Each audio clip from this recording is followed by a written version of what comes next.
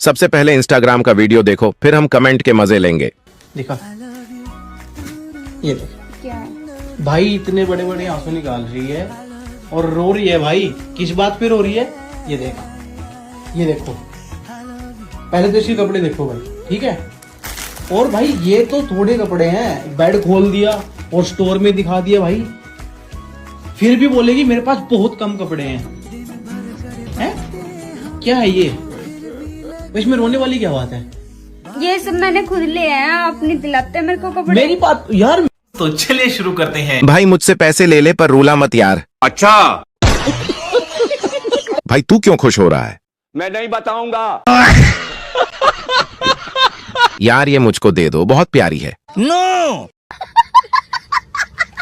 चुपचाप कपड़े दिला दे भाभी को। अच्छा।